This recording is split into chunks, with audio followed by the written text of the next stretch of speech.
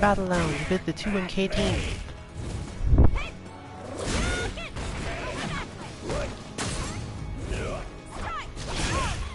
Today we are chasing down some winners. And while I was not expecting it to start in the way we're looking at now, this isn't a bad option.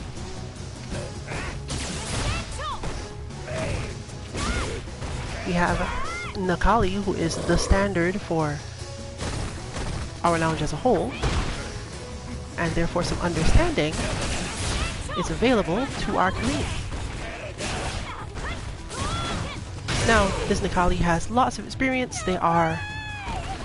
This is Diamond rank, and in general, at Diamond we do have problems keeping up, most of us, because judgment's usually a little off compared to the skills of a Diamond player in terms of baiting you and thinking about situations. But that does not mean that they're not going to play a relatively defensive retreating style. It just means that the way they choose to do things is a little bit different. So far we're not necessarily seeing a super heavy retreaty style movement though. And that's going to actually cause our Karine some problems because she has become really used to fighting people who just run away.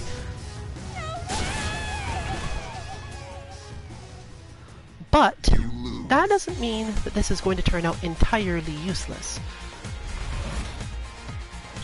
When you're facing really strong players and you don't have to change yourself to that mental state, you can use your guarding stance, your protecting a specific space on the screen, and you can spend a lot more time defending because the attacks that are coming are not necessarily purely about, hey, can I actually hit you?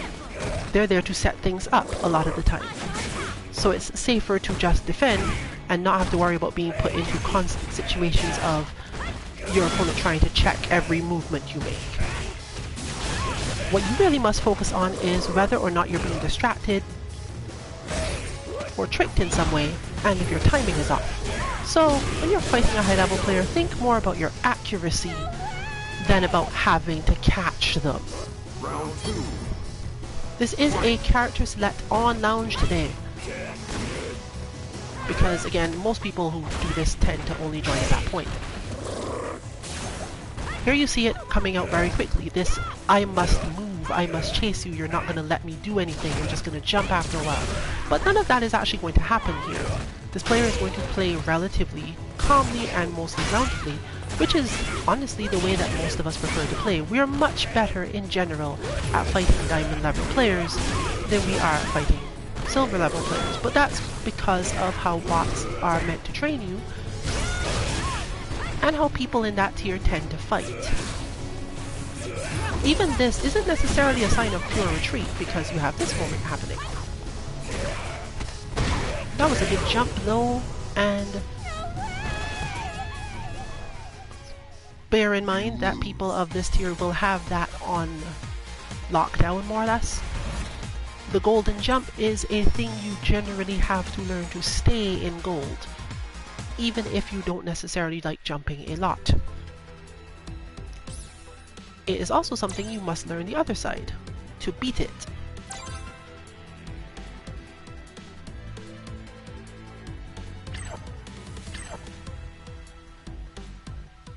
Let's do this.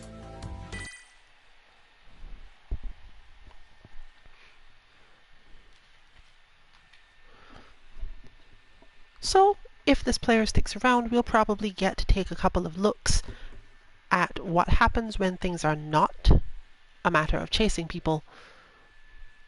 And we're expecting a lot of the lounge members, our usual suspects, to show up, which will probably lead to a lot of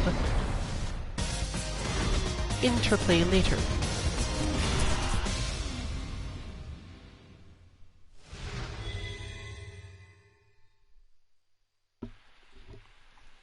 But let's see what happens here, because Diamond players are usually much more in tune with this concept on their own time. But you can't necessarily be sure because it's a Ken player, and Ken players don't always actually run away until you've proven to them that you can't lose to the new cutscenes. That's one of the most important things as the prerequisite to whether or not a player is likely to run with you. If you beat them really badly in footsies, that's usually where that happens. Until you've proven that you can beat them really easily in footsies and control them, whether or not they personally are trying to play footsies, if you can just use your own footsie skill to defeat them, even if they're playing mostly specials, then you'll find that they tend to retreat a lot more.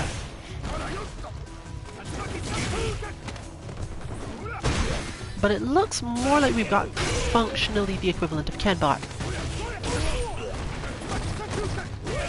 This sort of thing is rough for players of any level above gold, because a lot of what happens in these sorts of matchups doesn't quote-unquote make sense.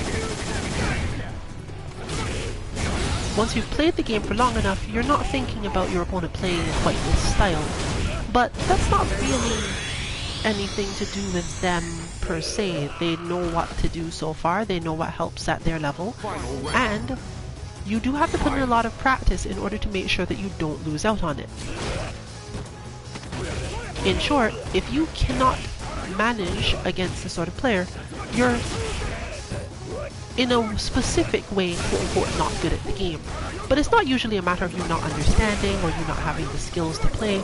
It's often little things like, can I punish this really unsafe thing that I don't practice against because no one at my level would dare to do it consistently.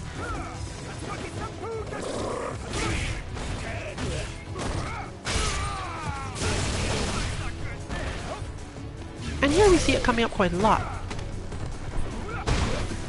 Then there are other things that you functionally can't defend against. But while I wouldn't necessarily assume that this player is not a good player, because they could just be really, really determined for stuff.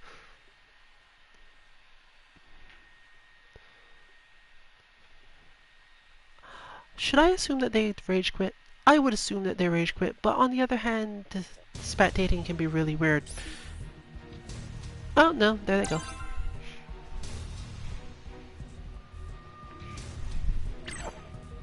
I'm not necessarily going to say not good player based on that, but they were using more things that are punishable, just not something you expect enough.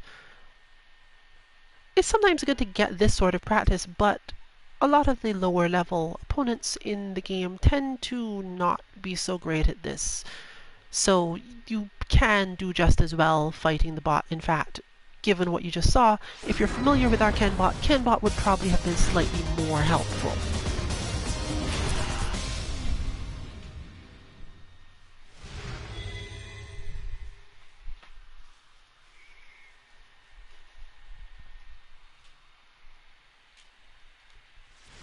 Round one.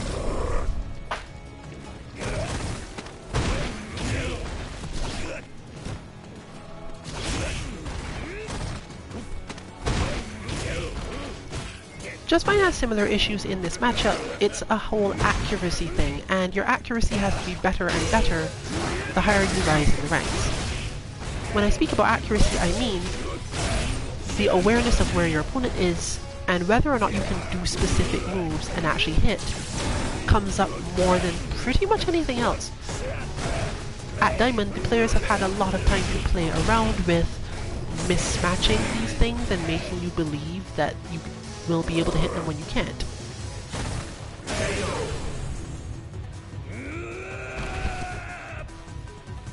Round two. Fight.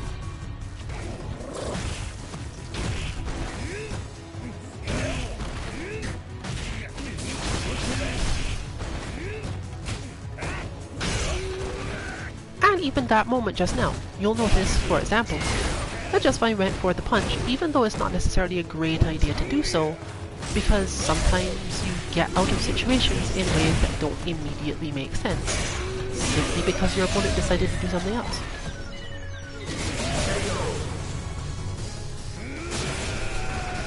So, O'Shea Cruz it is. Nikali wins. One of the main things that gives Bison trouble in this matchup is that Nikali has a lot of reactions to things Bison can do. And Bison can't generally win on trades that often. When facing the Crawling Beast, you can in fact get around it a little bit, sometimes using Bison's various options, and your best bet is usually to Devil Reverse over it, because Necalli will miss the uppercut if you head stomp correctly, and can't afford to just always immediately respond. But if you're in a setup situation as just demonstrated, you really can't do much. You shouldn't assume that because, hey, I could get out of this, that your opponent didn't set you up. The rest of this match is solved in the same way as the Gal matchup. You can just stop the Crawling Beast with Inferno, and generally, unless the Necalli players really focus on the situation, they probably haven't set up a scenario where that will get them. Where that will get you, sorry. Is that combo? Because that is... Huh. So if you find yourself in the setup situation, your best bet is usually to throw out a light Inferno and hope that your opponent doesn't do a specific thing. For example, you can see there that even though that was a dash-up sweep, there wasn't a guarantee that that was going to work. But more importantly, it's a matter of changing your opponent's mindset. If they see you do this, they're going to think a little differently about what that move is going to give them when they do it, which is useful.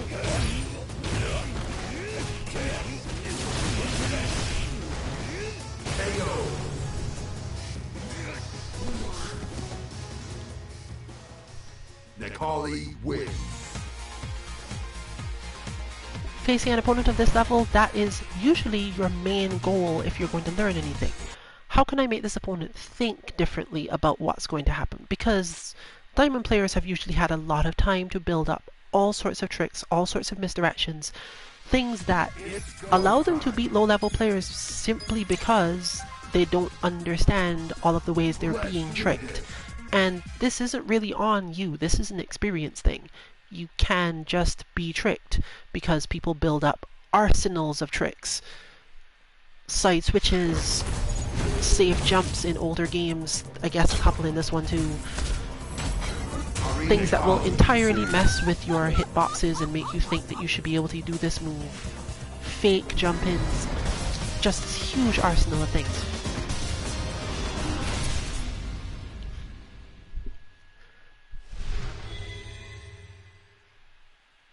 Karina has a similar but kind of odd response to the Crawling Beast if she's in a setup situation. She just forward jumps it, especially if the opponent is quite close. Now the main problem Karina faces in this matchup is that she has to spend a lot of time V-reversaling off the opponent. But because the V-trigger is not helpful, especially with that particular thing, as the V-skill, it's probably not a problem. In fact, understanding when to V-reversal your opponent, preferably as early into certain strings as possible, really helps here because Necalli doesn't have a lot of good V-reversal baits, the way that you could get most things where you get to actually grab the person. Round 2. The main thing that Karine cares about here is the massively different amounts of damage that the two characters can output from specific situations. Karine doesn't care if she jumps over Crawling Beast because she's not a zoner. She'll generally not take that much damage, not necessarily get tricked, and depending on the range that she lets it get to, she's just fine, period.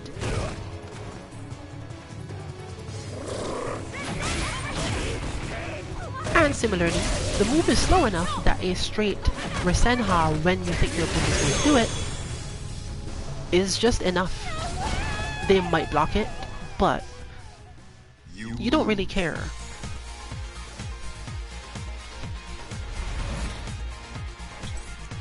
Unfortunately, at her level, if Resenha continues to do that, it's most likely she's just going to get into thinking about Resenha too much and doing Resenha in neutral, which is bad enough as a thing that there's no good reason for O'Shea Cruz to not keep on throwing this out.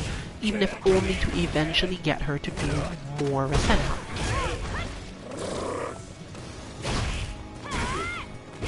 But as you can see, because not every single thing is perfectly measured when the Crawling Beast is out, because it depends a lot on which knockdown you got and so on, the jumping can help you a lot more.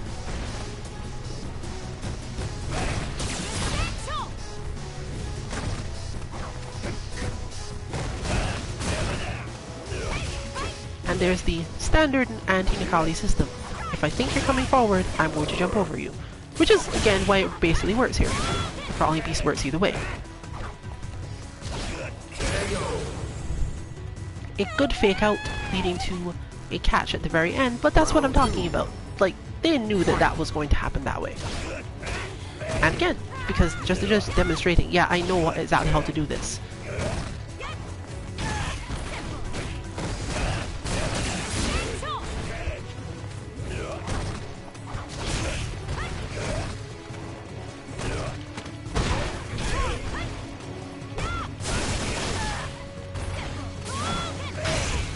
But, as with most diamond players, they have managed to stress out our Kareen enough to win, and a lot of the time that's all you're really facing. Your opponent is too stressful for you to focus on your game plan, and even if you could, they're not necessarily letting you get much of your game plan done. Speed is important, and overloading your opponent's mind, we always tell you, is extremely important in here.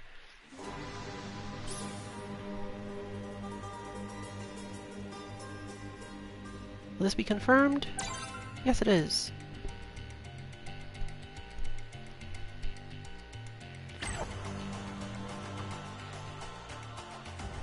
Let's do this.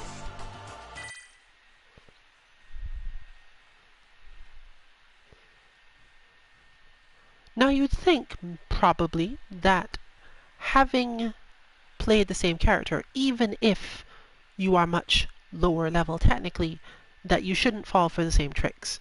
This is entirely untrue, because if you knew the tricks, you'd probably be higher level. Tricks are not something most of us can practice without actually picking up how to do them.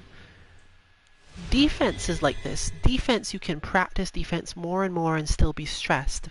But a trick is usually done on your own terms, meaning that if you understand how to do it, you probably do it.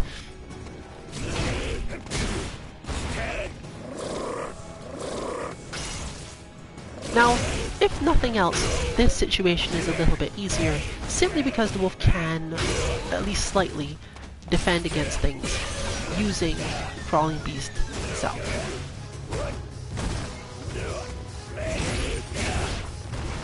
But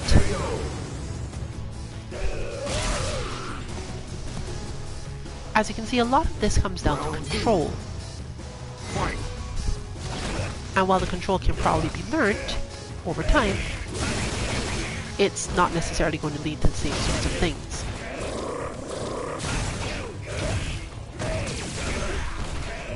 Even that, I don't know if that was intentional or not, but the fact that it therefore resulted in no crush counter is its own thing.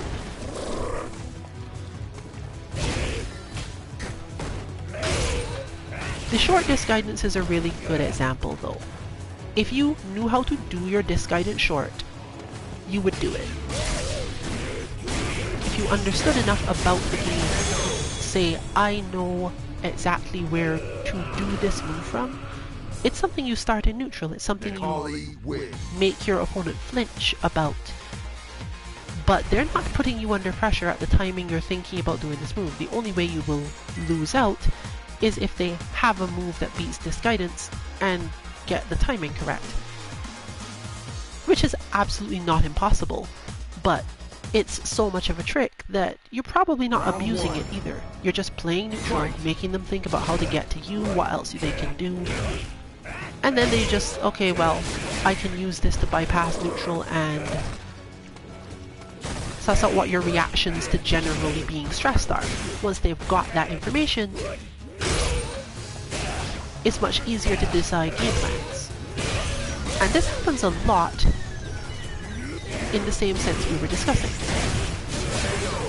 If you find that your opponent keeps on running away from you, when you use one of your tricks, it's because they're probably trying to figure out whether or not the trick is consistent and if they know how to beat it based on any of their options.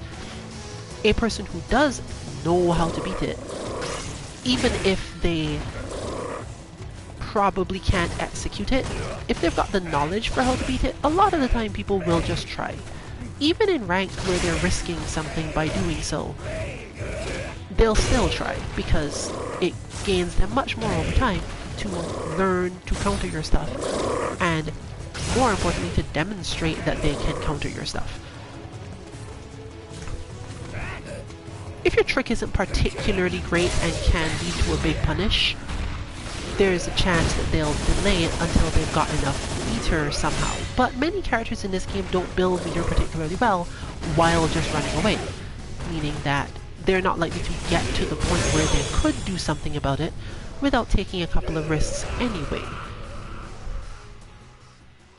And since many of the good solutions to tricks of this kind involve using meter in smaller increments and not necessarily getting damage from doing so, once you've gotten your opponent low enough on meter, they're either going to end up spending it just to stop you from attempting the trick, or they're going to wait on you a lot, try to make you think that they want to use it, and then use something else entirely, which is just even more layers.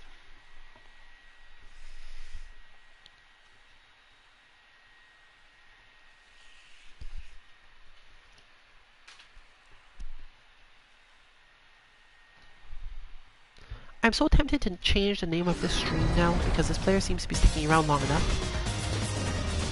So please note that if you ever end up watching this or looking for this on our YouTube channel later on, there's a chance that there's going to be a different name on it and you'll have to look for it by date.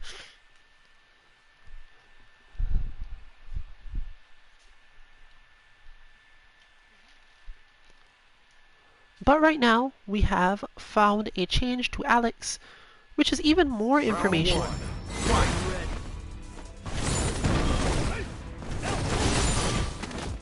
about the mindset, as if you've been hanging around us long enough, you know that our Nepali player used to play Alex.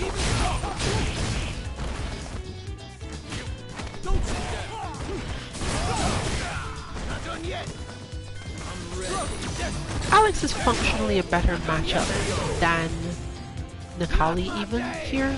Alex has a faster grab, better armor, more aerial options, and longer range.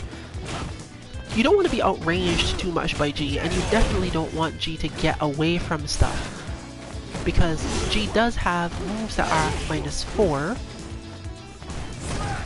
which means that if Nikali goes for the command grab, given that Nikali's command grabs all start in 8 frames, as far as I remember there have not been any changes to this, G can actually still jump out of those, whereas with Alex you can't really jump out in the same way most of the time.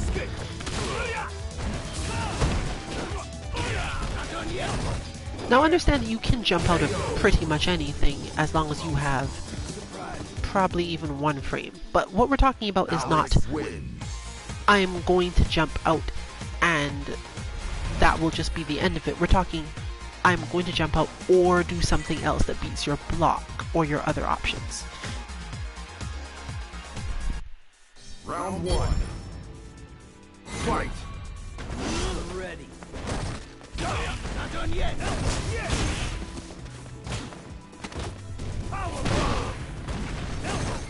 You see another good option here. But again, neither of these players is specifically all interested in running away from the other.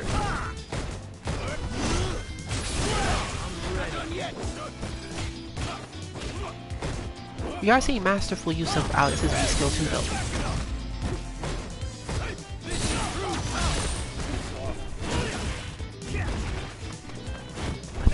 I think that was an execution error.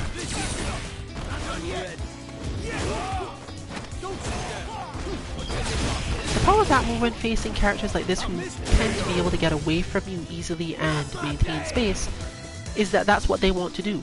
And similar to what we've talked about when Just Fine is playing Rainbow Mika in this style of matchup,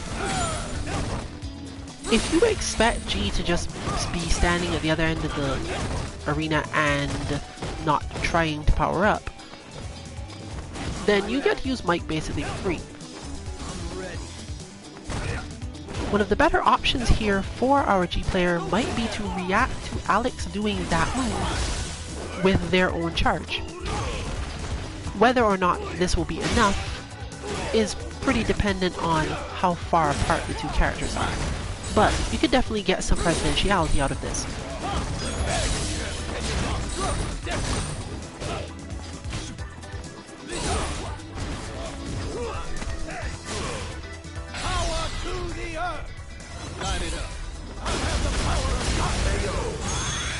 I cannot say what made them do that, but they might just have had the hunch.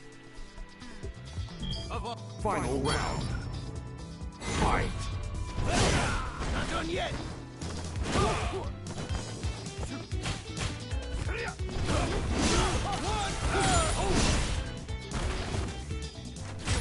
Don't sit down.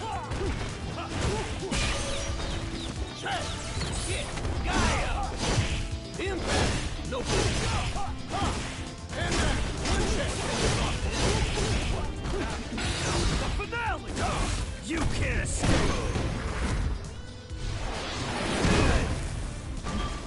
Over the limit. KO.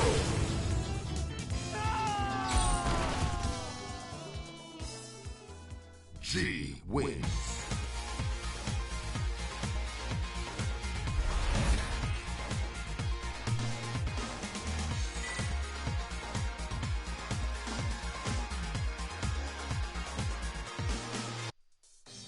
Round one. Fight. I'm ready. Check. Yeah.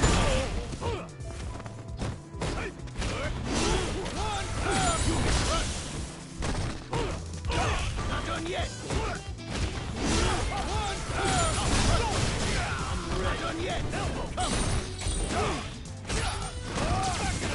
Not done yet. Not done yet. Power bomb. Not done yet. One vicious screw. Vicious screw.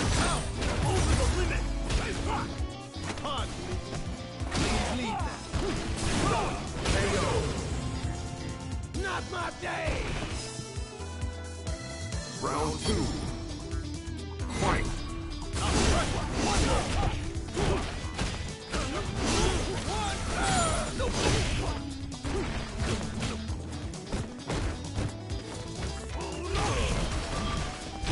Not done yet. Hyper bomb. Pardon me. Please leave that.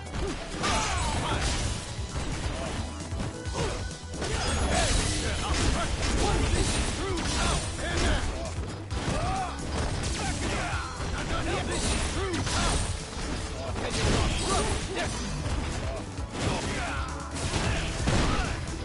Power to the earth. Light it up. I have the power of power. Not my day. Alex wins.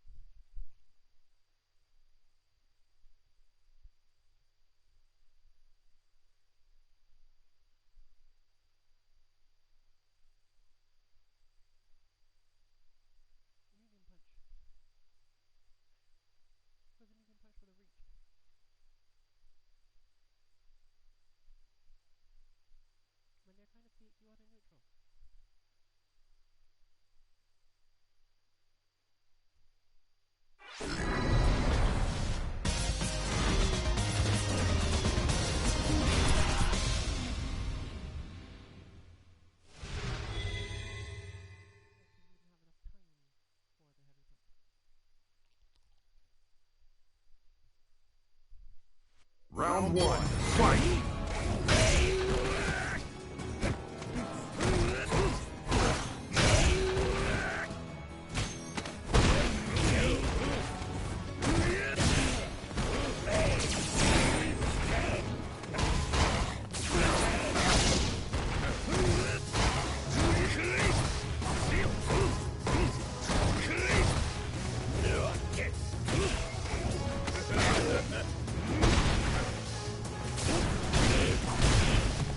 Remember that one of the most important things when you're facing Nikali is to make sure that Nikali is not putting you at the end of a Nikali block string without any opposition. Nikali has really good tricks and pressure after a standard block string. So anytime you can just hit buttons to push Nikali off you, it's useful even if you don't expect to get even a little bit of damage. Because Nikali has to put in more work after this on nearly every level. He's not a character that has a lot of ways out of situations that will save him from basic stuff.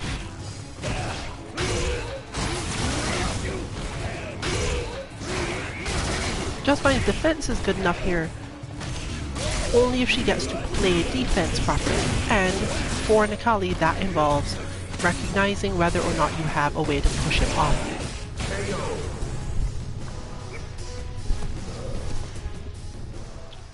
You'll notice, of course, that the opponent has entirely stopped using the Crawling Beast because it's not, again, that they couldn't trick her into using the Inferno at the wrong time.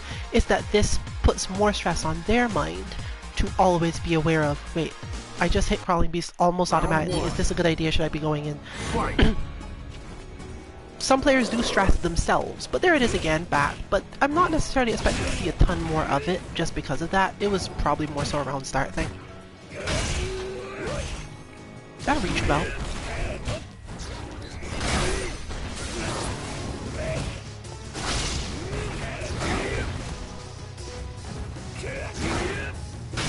Oh, that was unfortunate. Could not convert that, but I guess it's one of the harder ones to do on demand.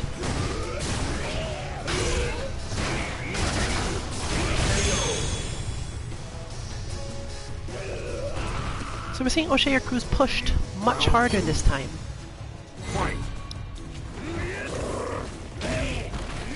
Mainly because it's slightly harder to trick Just Fine when she's playing defense on her own terms. But they've definitely got more tricks up their sleeve, and we're starting to see some of them now. Prioritizing pushing the opponent to corner is a good idea. But Bison does escape a little too easily for this to be a great plan long term. Still, the amount of damage it was able to give is really useful.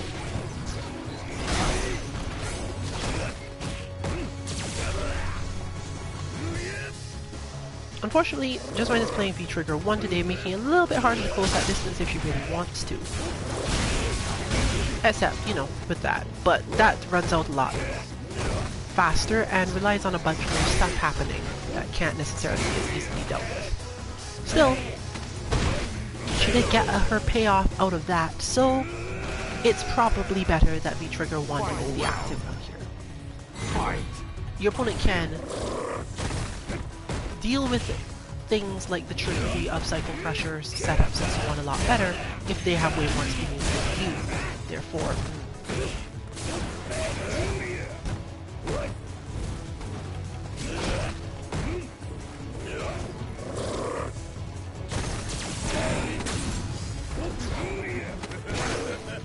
I'm seeing some heavy armor in here.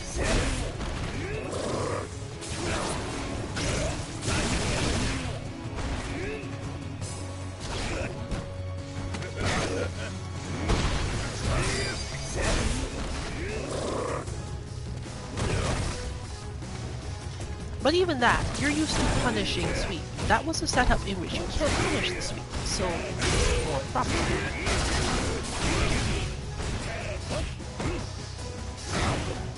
Corner guard. guard is ready, but not necessarily enough. And there's the accuracy coming in to cause the biggest problem. This is something you get used to as you fight stronger and stronger opponents. Minor differences in spacing make a lot more difference than which move you choose to do. But again, this is all experience. You're not going to get a lot of it by not fighting. So at some point when you feel you understand enough at whatever level you're at, you practice most of your moves enough, you just gotta go in there and start trying to beat people up. If you've got a good local scene to work with, that probably is more helpful. But we're generally not creators of content for people who have really strong local scenes anyway. The entire point would be, oh, well, you can't practice with other people, or your internet isn't really that great, or you don't get certain matchups enough, and the bot is going to help you with that.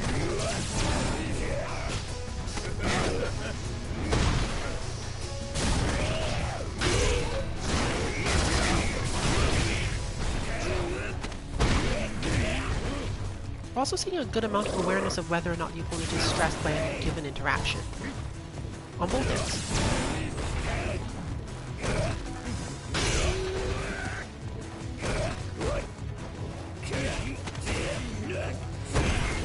The cross-up leads to that problem there, and finally gets the reversal bait.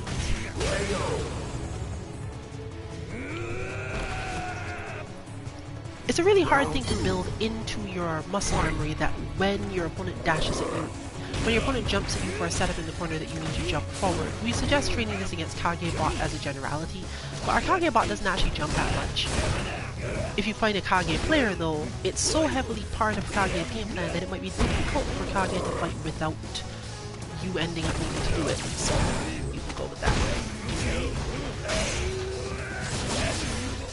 Now we see them pulling all of their tricks out. Well, Bison can just forward jump out of this situation 90% of the time. So I'm not really sure it's going to work out long term for them, but it will work out this match, which is probably enough.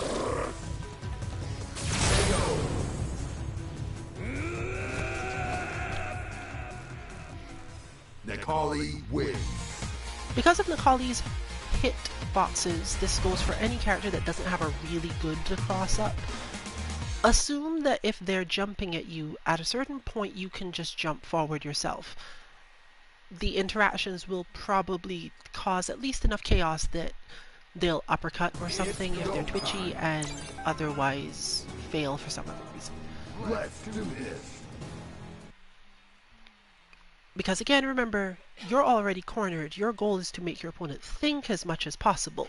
It's not, I'm just going to defend properly and get out of this. Because most of us, when faced with an opponent of fairly superior skill, can't just go, well, I'll just block until I do things right.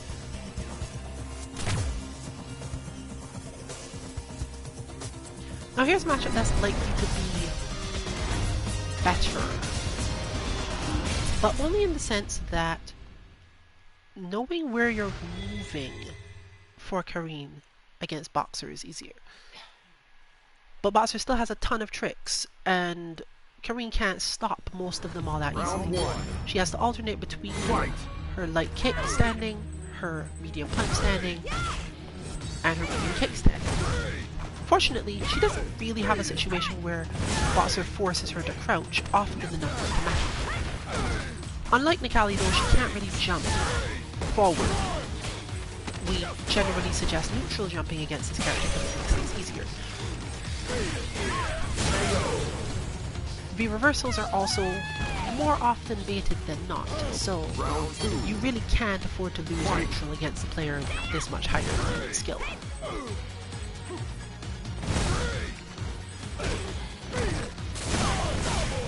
And whereas she has a tendency to react to things by, like if there's a collision in mid-scroll, she's likely to try to hit a button, but Boxer has advantage in nearly every situation when he punches here, so that will always be a counter hit. Like there's basically no situation in which that will be a counter hit. your opponent has set you up so that that's going to be a counter. If you have an invincible move, you may even cause it to miss because he's got good reach. So you neutral jump. You neutral jump because the amount of damage he can do to you if you neutral jump is so much smaller. It's either at close the same amount of damage, in which case, okay, but 90% of the time it is considerably less damage. I've never even paid attention to how much less damage it is because I don't think about it, I just neutral jump.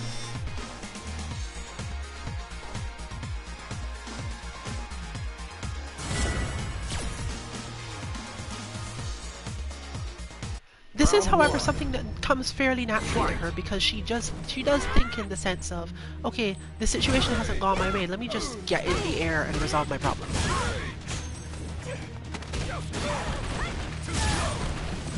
And that's a pretty fortunate mindset to have because Bossor doesn't attack above his head particularly well. He's got quite a few things that do the job, but especially at closer ranges like this, as soon as you forced him to use one of those options or even think about it, then you've changed the match again.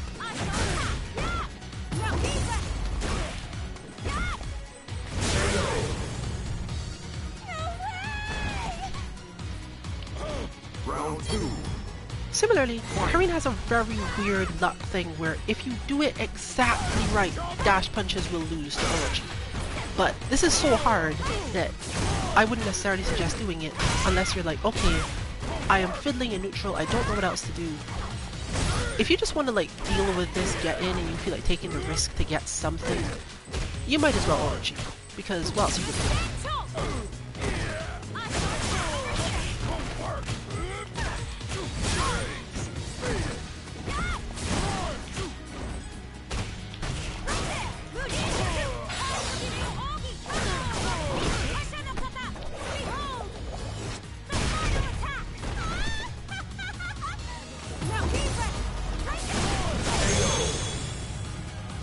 That one was unfortunate, but that's how you deal with Karine. You also neutral jump. You lose. In fact, I'm pretty sure that Oshia Cruz immediately realized, okay, you hit me with super, you are fairly stressed out, you think you have advantage, and that means you're coming for me. So they were probably primed and already looking for that chase. And therefore, if Karine is chasing you and isn't in a footsie's position already, you just neutral jump and assume that it's going to save you.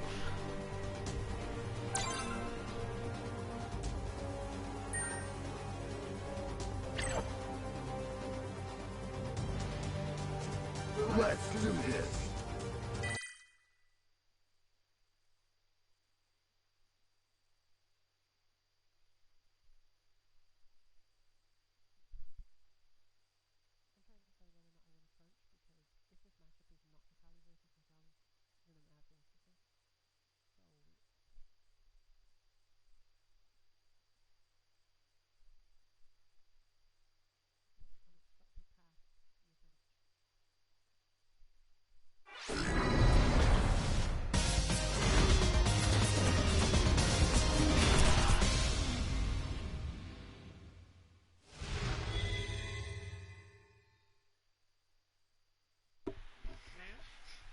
And now we see what I've been expecting for a while. Round 1. Bearing in mind that this player has basically decided to play multiple charge characters and relatively pressury ones, this was only a matter of time. I'm not going to make any judgments on whether or not this is a better matchup, because it doesn't really matter. If you have enough understanding of your own playstyle, you can probably make it work with just about any character. And, more importantly, we have a player who knows how to deal with Kali because they deal with Kali. Round 2. So if they choose to learn the reverse part of the matchup, it's actually fairly useful. I wouldn't suggest doing this to yourself on a regular basis, because it usually requires battle lounge and can get very complicated. But if you do think this is useful in one particularly long lounge, you can get something out of this sort of situation, where your opponent is playing your character, but not necessarily at your level. And then you just go the other side, play a character that maybe you just feel like checking on, a character you maybe even have trouble with. Not saying that's what's happening here because I can't tell at all. And then start cooking up ways to get out of the positions and situations that your own character puts that character in.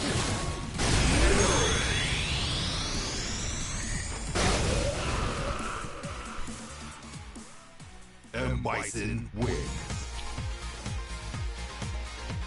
It's much easier to avoid being surprised when things happen, and even if you can't stop things from happening, these games are like 50% emotion control at worst, so if you understand why the thing that just happened, even if it makes you lose the round and you're salty about it, it's not as bad. This is one of the best ways to build up your stamina for playing fighting games as a generality. The more you understand about why things went wrong, the easier it is to focus your frustration correctly. I'm not really saying that it goes away, but if you're frustrated because you couldn't control your own autopilot reaction and fell into a trap, instead of being frustrated that your opponent's character is broken or something, you're more likely to go practice that or think about how to make yourself react differently in the situation instead of just complaining all the time.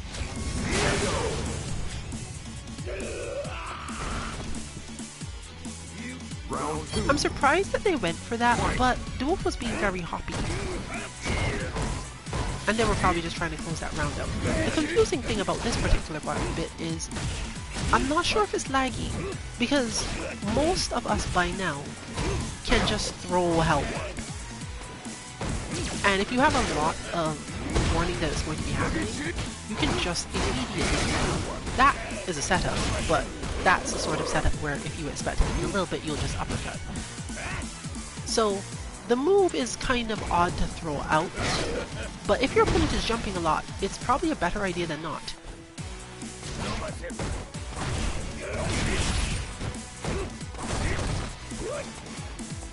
Yeah, there we go. They weren't really just thinking that Hell Warp is an abusable option.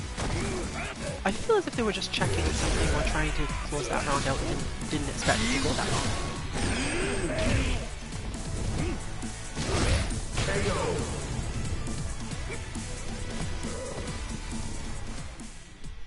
That's a trick you'll see often from Bison players. Please remember that this character can do their super in the air.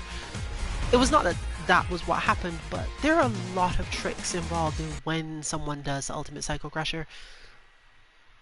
Either being plus so hard that they can afford to forward jump over your head and do it, stuff like that.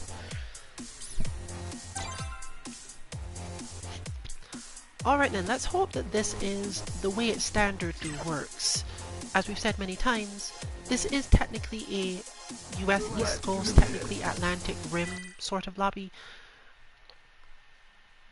So you have connections under the sea sometimes, but they don't necessarily feel as if they are underwater.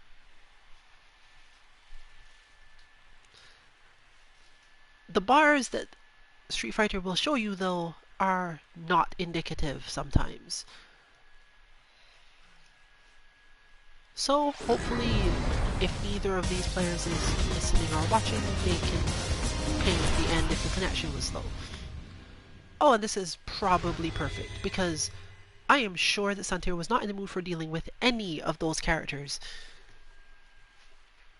but has a really good reason to work on the counter zoning game in order to pick up more wins in Ryu matches. Ryu is not a terribly difficult character to understand, but he is a difficult character to outplay. And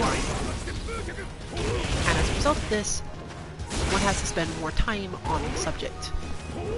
It's why Arcata 22 is built as it is. You have to be very accurate, you have to be very clear on what you're planning to do. Otherwise Ryu will move through you, and the parry is just the that. So I'm expecting to see some accuracy issues coming up, as one would expect when you face a diamond player of any type. This is also probably going to lead to a much higher need for reversal just to keep the match going long enough. Ryu is a fairly easy character to get the reversal on, especially if you haven't yet indicated anything that you're going to actually get under pressure. It's a fake out. And goes for the semi-reset instead, which makes sense because it lets you get that setup. But unfortunately, parries are still parries. Still, that was pretty fast-paced and probably among the sorts of things that Center likes in a fight. Got Nostalgia, Ryu versus Nostalgia come up here. For those of you who are not as old as me, Ryu's hair actually used to be approximately that color in Street Fighter 2 original something. Round 1. I feel for sure it was near this shade in Street Fighter 1 for sure. But, you know, that has nothing to do with my age because I didn't even know Street Fighter 1 existed. I thought Street Fighter 2 was just like a 2 for no reason. Children. Anyway.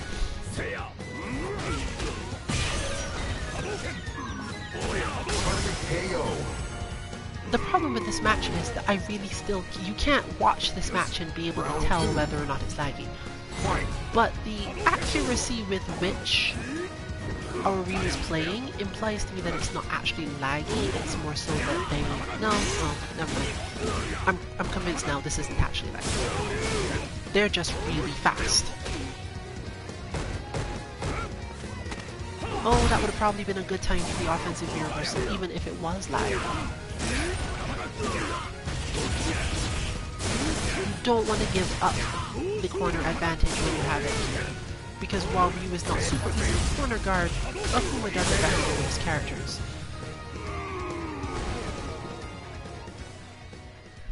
Ryu wins. This is mainly because many characters who don't have moves that allow them to rush forward, particularly moves that allow them to rush forward and then get checked, like moves that I'm coming at you at full speed but I'm only -2. These moves are moves that tend to set up a closer range situation, and that closer range situation means that you might get baited into V-reversal back throw sort of situations eventually. But fortunately, Ryu isn't really one of these characters. Without a way to move forward with a difficult to punish rushing move, you can stand very slightly outside of the range where the opponent can stop you from doing your V-reversal. And this works particularly well for characters whose V-reversals either obviously strike and don't take them to the corner, or just hit fairly far in front of them. There are a few characters whose V-reversals are relatively short, and you have to be careful here, but it's pretty good when you're facing this situation and your opponent's character just doesn't have a rushing -2 or -3 move. And Nash is actually a fairly good example of that. Nash doesn't have a move that can be done quickly from the corner.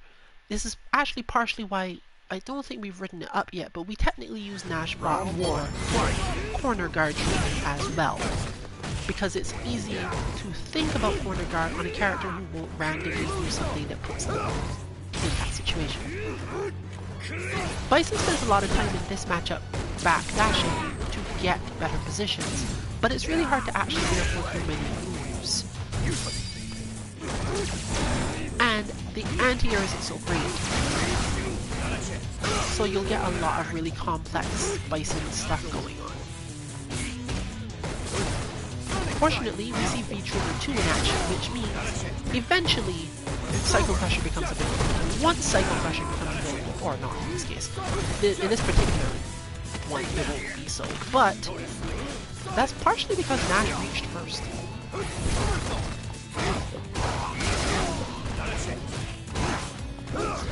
Was not expecting that one.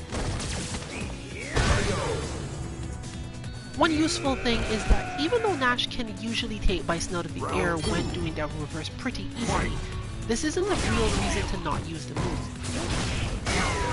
This is because Nash has to worry about a lot more when Bison is considering using Head Stomp.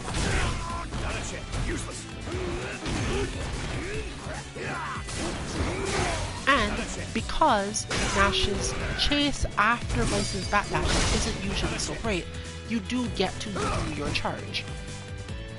It's where you spend most of your meter actually, because Nash often jumps, and you would get to do the EX, pick him out of the air, deal with other problems that way.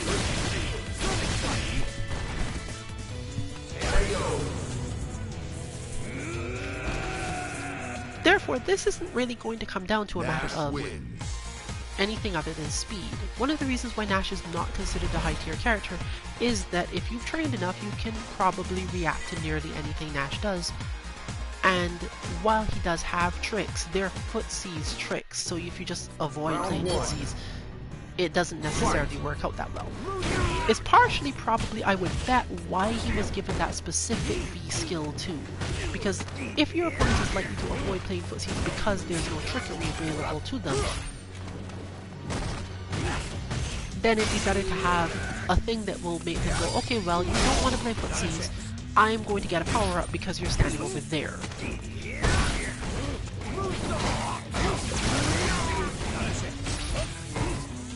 And unlike Chun-Li, where that becomes more or less an unfair thing, similar to what Jam used to do in Skill Gear As and 4R, here it's much more fair because Nash doesn't have a bunch of options that mess with you. Oh, I was not expecting that one to work. Round 2. Fight. Got really close though.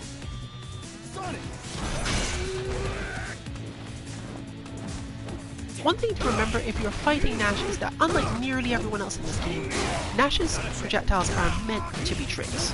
Nash does not recover slowly from sonic booms and similar. If front-loaded, he takes forever to throw them, and as a result gets to do things after them.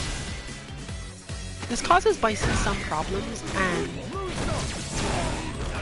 generally you don't want to try to absorb Sonic Boom, you just want to do the same thing you do against Guile. Guile's booms are slow for the same reason. You just put up the Inferno in front of you if you can manage, and it solves the problem most of the time. Unfortunately in this case, I think Knockdown stopped that from working. Another relatively easy way to solve it is to put out Cycle Burst, but you're at that point hoping that Nash dashes into the move and gets hit at the same time, which is much less likely. Still, if you feel that you don't know what's going on in the situation, the Cycle Burst might be a good option. It's go time. 10 wins, they're probably done.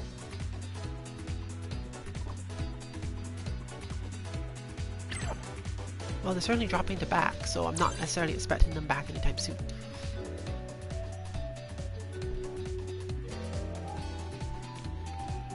This has been a pretty intense hour though. It's only been 1 hour. So it looks like we are rotating around, possibly through a bunch of people who didn't expect to be playing their matches yet. But Let's do this. that moves Suntier up to next match and brings us back to Karine versus Nikali. A lot of how this match turns out depends on the moods of these two players, so I'm not necessarily going to have a lot of commentary here.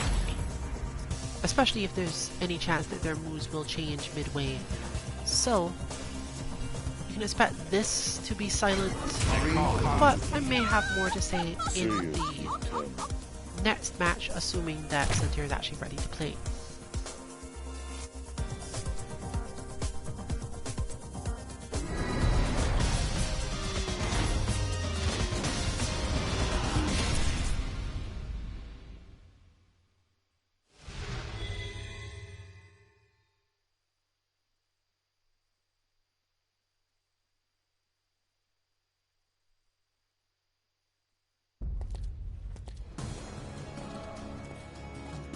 I'll show you the divide in our class. Cloud. Round 1. Fight.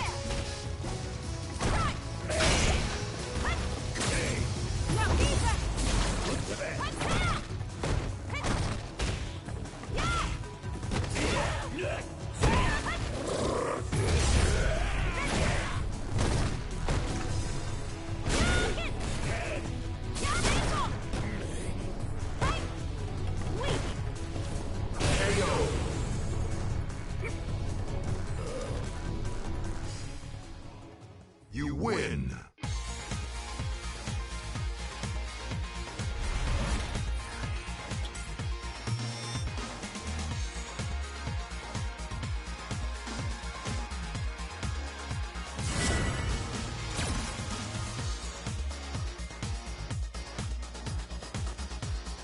Round 1.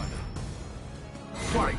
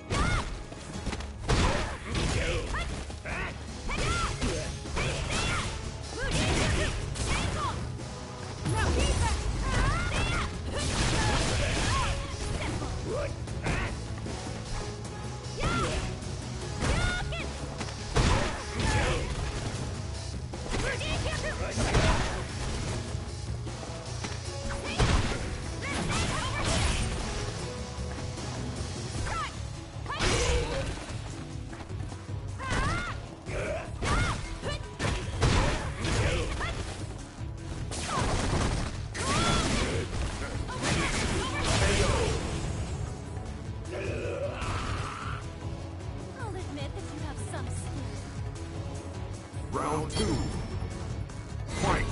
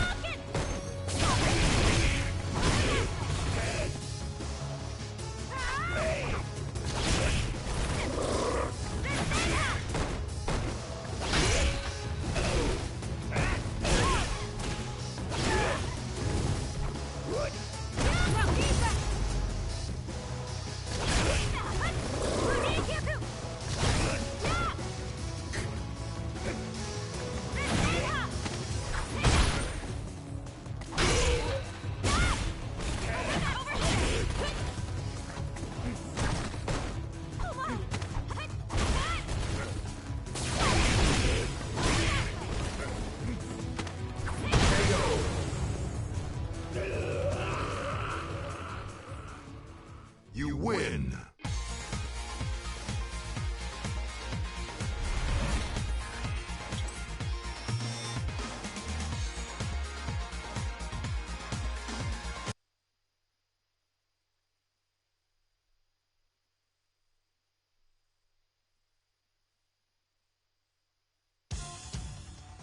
It's go time! Let's do this!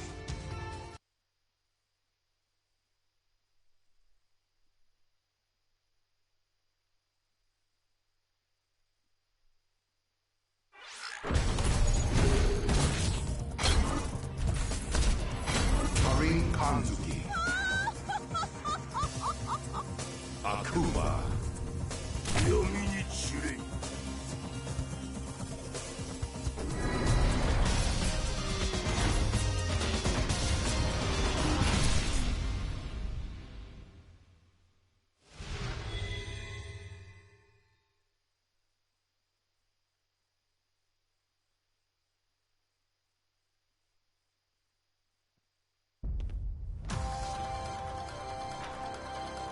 I'll show you the dividing arc. Round 1. Fight!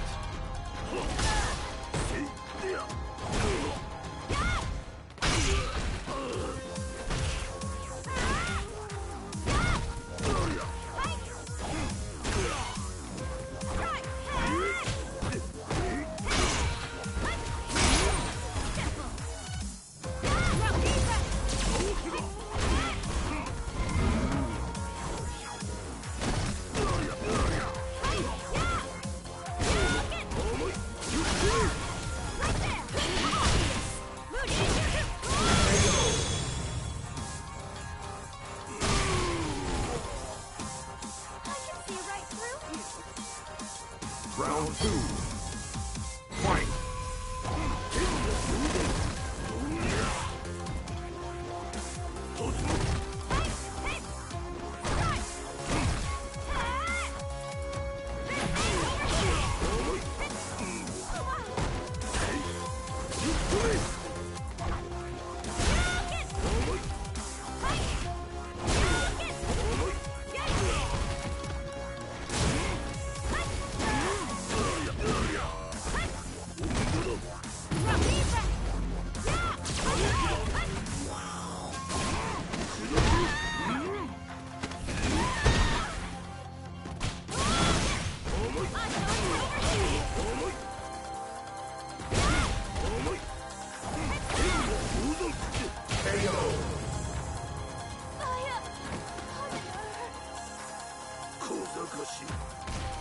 Final round.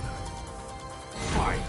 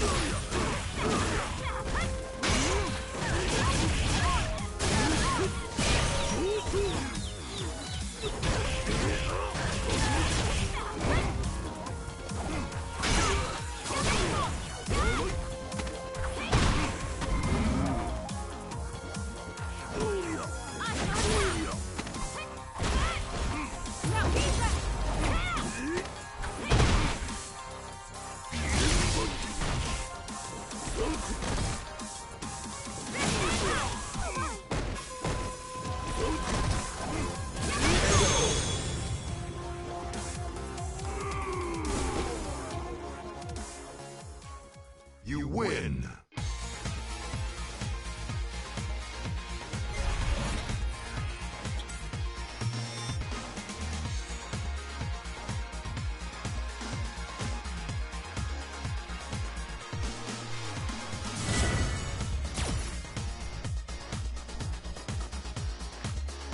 Round one.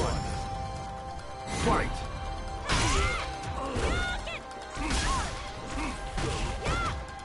The struggles of two players who naturally grate on each other's styles.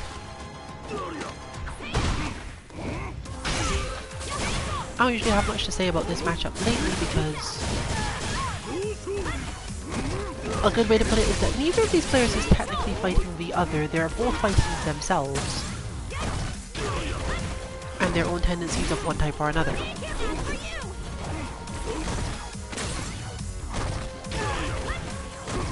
In the past, this has made their clashes kind of unsatisfying for both of them, because since they spend so much time fighting their own tendencies rather than thinking about their opponent, you have these moments where they both kind of need to calm down enough to realize, okay, I'm going to beat myself if I do anything here, so I have to take a moment, let's say.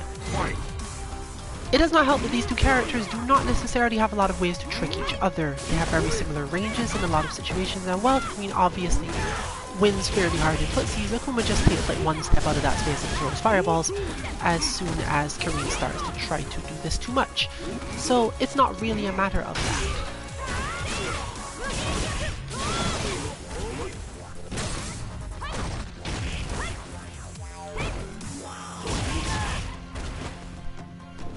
And it's not even like Seth, where Akuma has like a specific way that things will usually help.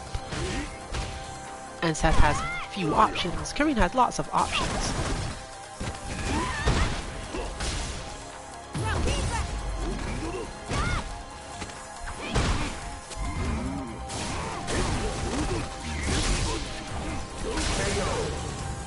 That one was probably fairly hard to do. Technically, the way to do that normally is to delay the crouch heavy much longer, but it still trades, so that was still basically a win. You can see a lot of it here though.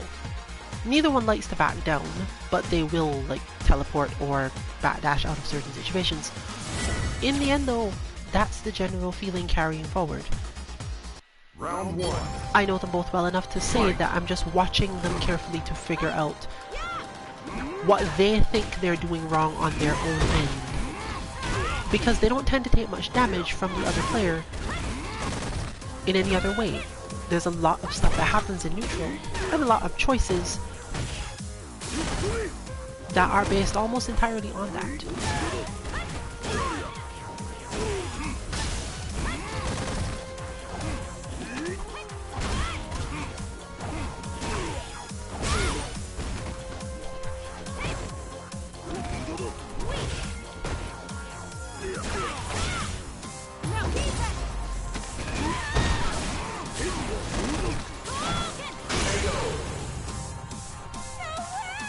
The extremely low super air fireball.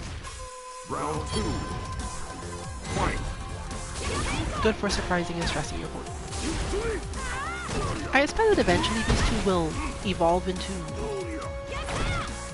some extreme anime-esque outmaneuvering dance where they don't hit each other despite moving constantly for upwards of 10 seconds at a time. But that's the sort of training you have to do to overcome yourself, more so than anything else.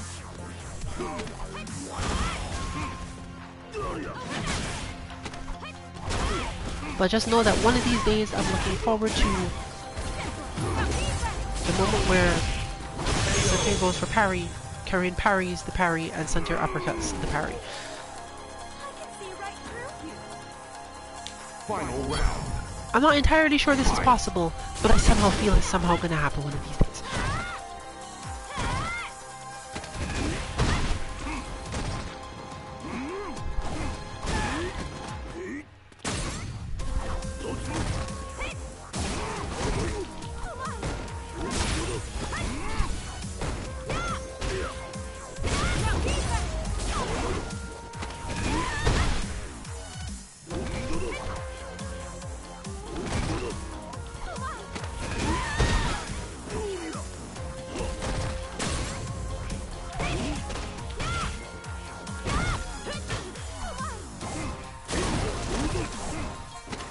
Again.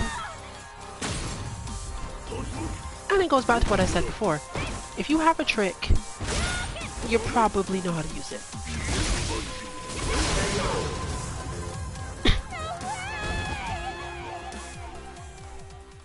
You lose.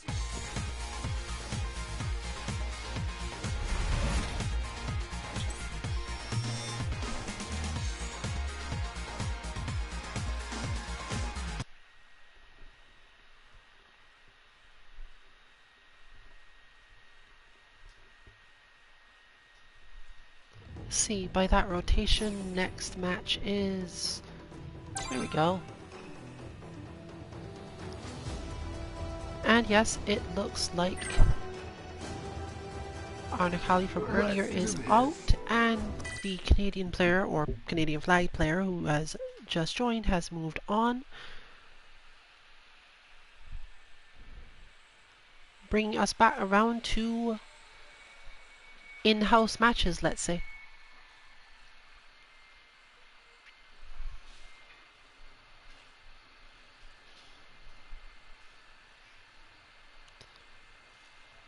If you are thinking about getting some experience through fighting us, note that the lounge will probably stay open for another hour-ish, even though the stream will probably end in about quarter hour.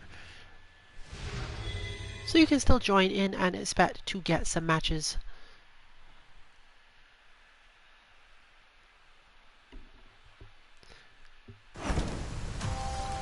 If you have a particular wish to not have matches on stream but still fight is even more helpful, which is generally the reason why that's a thing.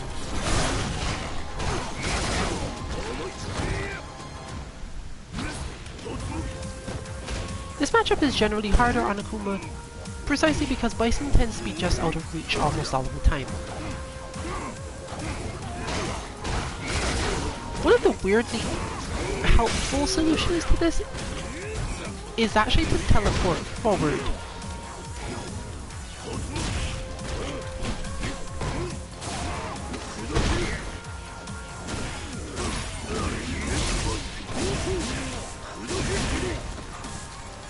This is mainly because the timings at which Akuma is invulnerable for teleport, combined with the fact that it side switches and therefore isn't quite kill Bison's charge if you're good enough, but it's definitely troublesome enough. And allows you to play the fireball game often at a range that Akuma is more comfortable with. Means that you don't usually have to worry about being terribly punished for this forward teleport.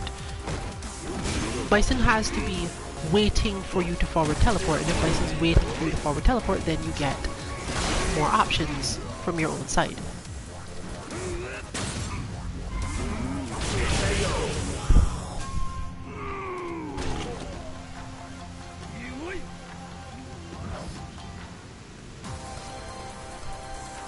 Final round.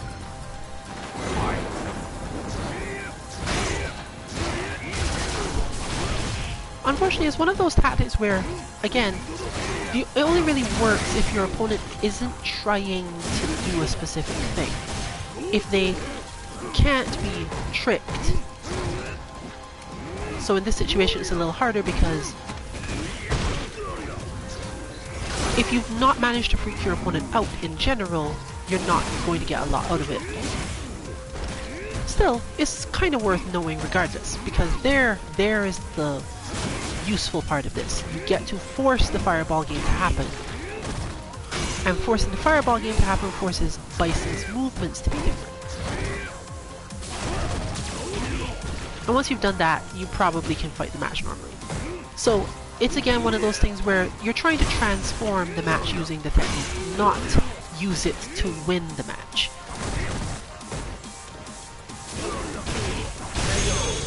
I'm fairly sure that was probably an intended teleport, which means it should have worked, but it's hard to say because if Bison notices you're doing that, the Devil Reverse can sometimes fall backward far enough to catch you. Akuma would more so have to question whether or not the uppercut out of the teleport would work in time. Bison can take fairly long to come back down from ES Devil Reverse. But anyways, yes, we're back to, okay, are you going to let me throw fireballs? And if the answer is no, then you start thinking about the forward teleport.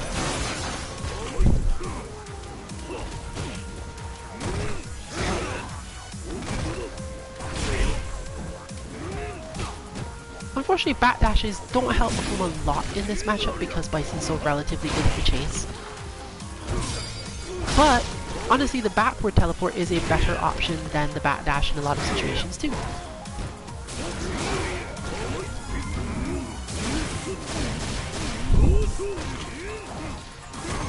Now, all of this isn't to say that Akuma desperately wants to play the fireball game in the first place. But again, it's almost a double transformation. You want Bison to move a certain way, so you have to throw the fireballs. You want Bison to have to care about the fireballs, so you use the teleport.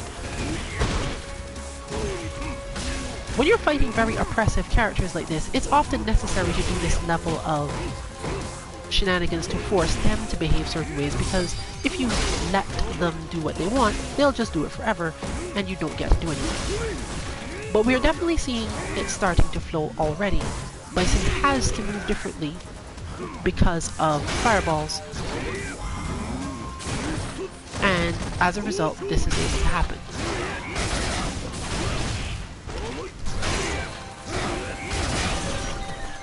We have data on this from, obviously, Problem X versus Takedo a while back as well.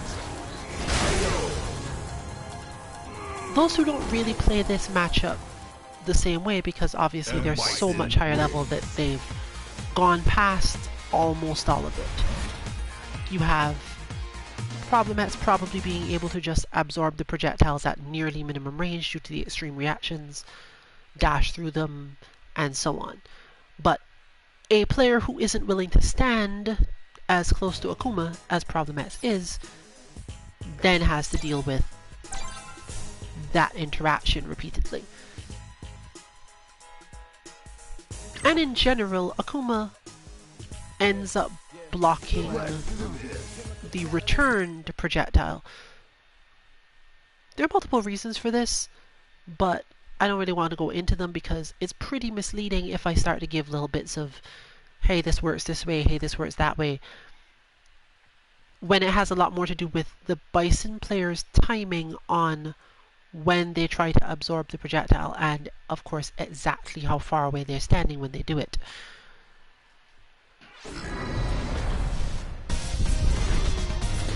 But know that once you probably got the situation in your favor, you could always take a little bit of a walk and still be... Oh, that's probably the shortest way to explain it. If you think you could walk forward and still block, slide, and scissor kick in time, or not take too much damage from them because of the range, then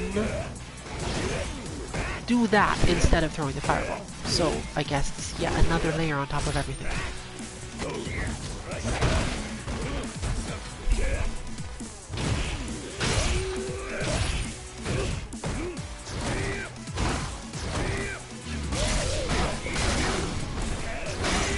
this is going to actually come back to where we started.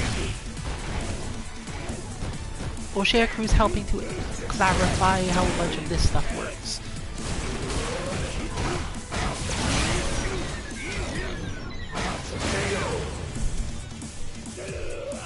And that little bit of extra meter. Round 2. Fight. Pretty sure that was a missed execution.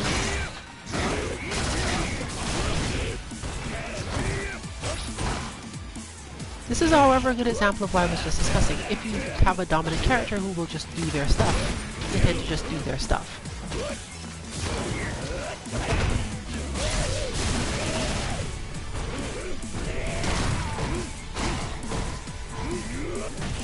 And that's why Bison ends up partially using the medium punches as much as they're used in the matchup. Because they're to set up that option more often than not. And Bison wins.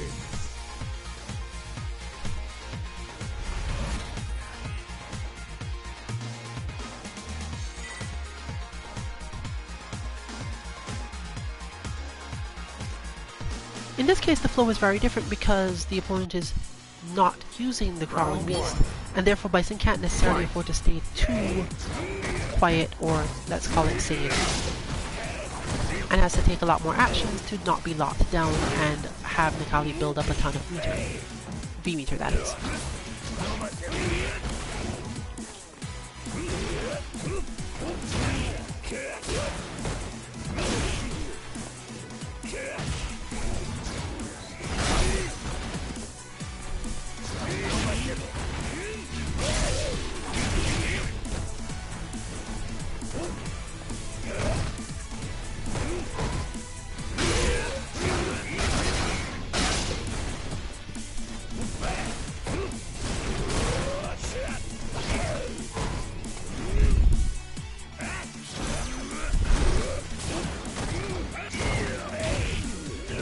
Barely got that one. I thought it was almost going to be a pickup.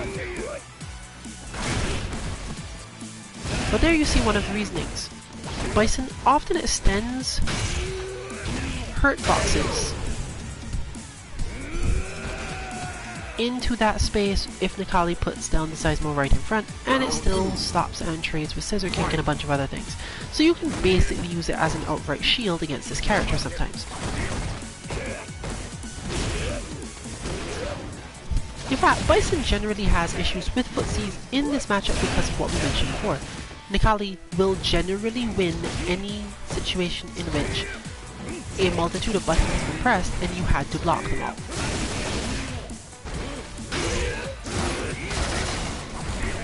Bison can sometimes backdash out of these, but it's really not reliable enough.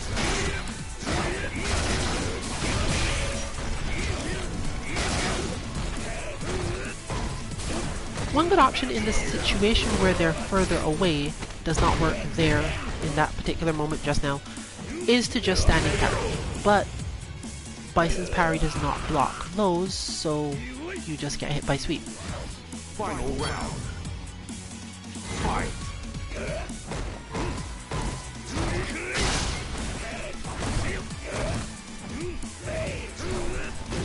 Fortunately, Kali is similar to Ryu, and as I mentioned at the beginning, not terribly good at setting up baits for forcing you to use the V-reversal. Meaning that if you really want to, you can in fact do this. You can get your V-reversal set up and use it to control the situation a little better.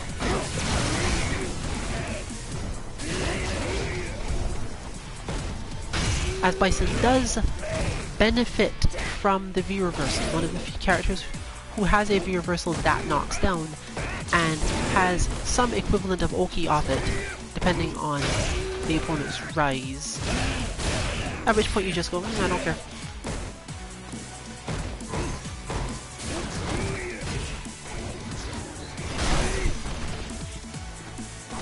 Is particularly useful in the corner because the offensive V-reversal, Bison never moves once the V-reversal is done. There is no pushback that can cause Bison to end up further away as far as I know. I've never noticed it.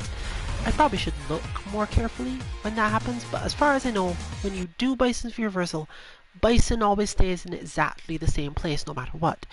Meaning that if you are closer to the corner, you are more likely to get good Oki from using this move to control your opponent.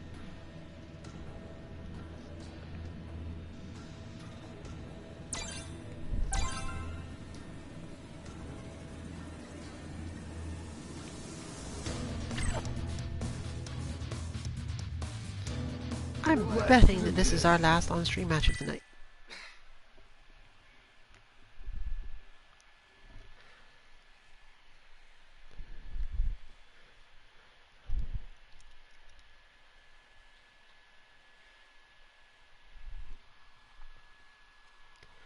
And we did not, in fact, end up with any players who did what we were talking about. You will tend to find those players a lot more in ranked.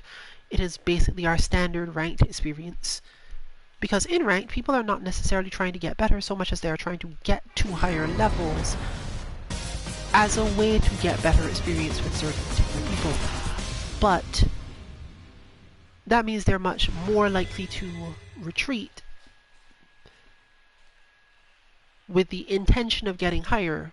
And this isn't entirely bad. Like, if you only meet a strong player once every blue moon, basically, some people don't necessarily want to be dominated by that strong player because they're not really learning anything in the same way. They don't get a lot of time to spend. 2 matches might not really be enough to help. So therefore you try to make sure you defeat these players rather than getting stuck basically in the cage. So I do sort of get it, but it does lead to a lot of players who, when faced with someone who can defend them in specific ways, will naturally and more or less correctly avoid the situation as much as possible. The problem comes when your opponent can beat you in almost every interaction, and this means that your only real option is to just run away until they make a mistake. We've discussed this multiple times before. When you get to this point where you are at that level, it sometimes can be better to go play casuals for a little bit, you know, just to feel a little better about it, because people in casuals don't have the same motivations a lot of the time. You at least have a higher chance that they'll fight you even though you're completely dominating in neutral. They'll try to work something out instead of worrying about losing their rank points or whatever.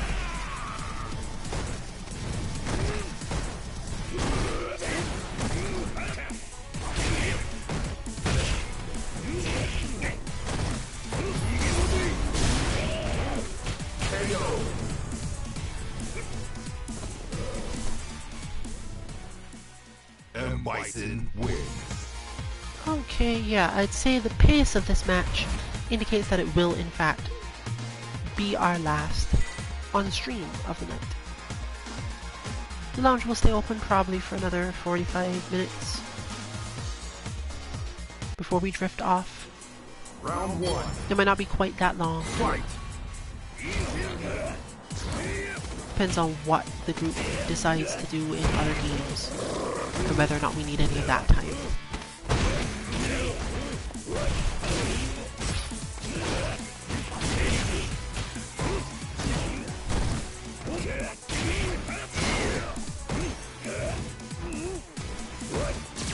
Still, we hope that this sort of thing is at least slightly encouraging in the sense that you can use this level of information to decide what to focus on, what to train on, what's important to you. Because if you understand what's going on, if you understand why you're losing, a lot of the time all you've got to do is pick up another extra skill or two. And while that might take long, it's literally just a matter of practice. And our aim is, as always, to make practicing as enjoyable as possible.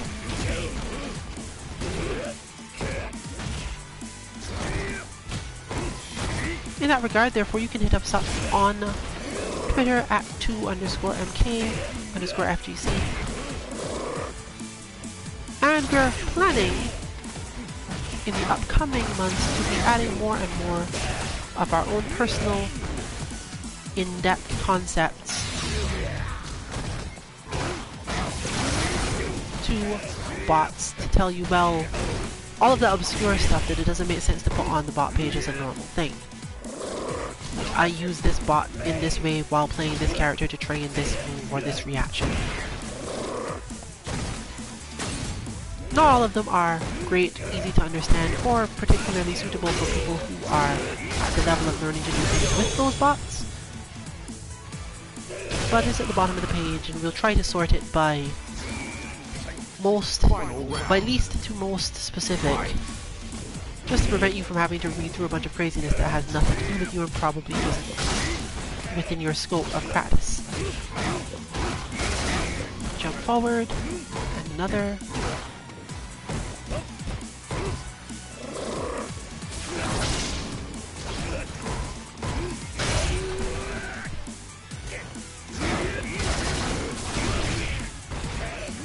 The joys of having a character that can bat dash into a throw punch.